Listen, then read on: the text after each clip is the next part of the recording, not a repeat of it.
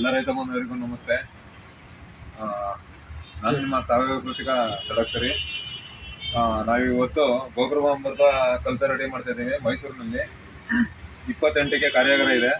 ಅದರಿಂದ ಮಜ್ಜಿಗೆ, ಗೋಕೃಪಾಮೃತ ಎಲ್ಲನೂ ನಾವು ಈಗ ರೆಡಿ ಮಾಡ್ಕೊತಿದ್ದೀವಿ. ಇದು ಬೆಲ್ಲ ಹಾಕಿದ್ದೀವಿ, ನೀರಲ್ಲಿ ಕರಗ್ತಾ ಇದೆ.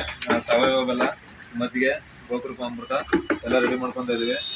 ನಮ್ಮ ಗುಜರಾತ್ ಗಿರ್ ಗೋಶಾಲೆಯ ಸಂಸ್ಥಾಪಕರಾದ ಗೋಪಾಲ್ ಭಾಯ್ ಸುತಾರಿಯಾಜಿ ಅವರು 28ಕ್ಕೆ ಮೈಸೂರಿಗೆ ಆಗಮಿಸಿರೋದು ನಮಗೊಂದು ಸಾವಯವ ಕೃಷಿಕರಿಗೆ ಸಂಭ್ರಮ ಟೈಪಲ್ಲಿದೆ. ಅದರಿಂದ ಎಲ್ಲ ರೈತ ಬಾಂಧವರು ಗೋಕೃಪಾಮೃತ ಕಲ್ಚರ್ ಯಾವ ರೀತಿ ಬಳಸ್ಬೇಕು ಅಂತ ತಿಳ್ಕೊಂಡು ಅದನ್ನ ಬಳಸಬೇಕು. ಅದರಿಂದ 28ಕ್ಕೆ ಬರಲೇಬೇಕು. ನಿಮ್ಗೆ 28ಕ್ಕೆ ಬಂದರೆ ಅದ್ರ ಬಗ್ಗೆ ಸಂಕ್ಷಿಪ್ತವಾಗಿ ಮಾಹಿತಿ ಏನಿದೆ ಎಲ್ಲ ಸಿಗುತ್ತೆ.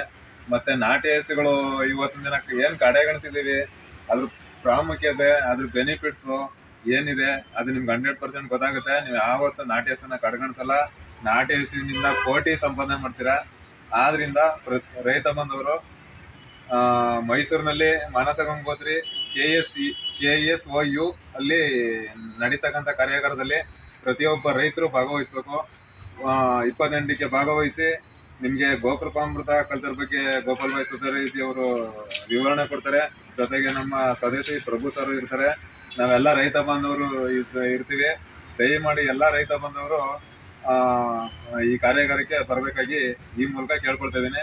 ಮತ್ತೆ ಗೋಕೃಪಾಮೃತ ಮದರ್ ಕಲ್ಚರ್ ಸಿಗುತ್ತೆ, ಅದನ್ನ ತಗೊಂಡೋಗಿ ಯಾವ ರೀತಿ ಬಳಸಬೇಕು ಅನ್ನೋದನ್ನೆಲ್ಲ ತಿಳ್ಕೊಂಡೋಗಿ ಪ್ರತಿಯೊಬ್ಬರು ಬಳಸಿ. ಕೆಮಿಕಲ್ಗಿಂತ ತುಪ್ಪಟ್ಟು ಆದಾಯ ಸಾವಯವ ಕೃಷಿಯಲ್ಲಿ ಬರುತ್ತೆ, ಇನ್ನೂ ಚೆನ್ನಾಗಿ ಬರುತ್ತೆ, ಅದಕ್ಕಿಂತ ಹೆಚ್ಚಿನ ಇಳುವರಿ ಬರುತ್ತೆ. ಬಳಸ್ಕೊಳ್ಳಿ.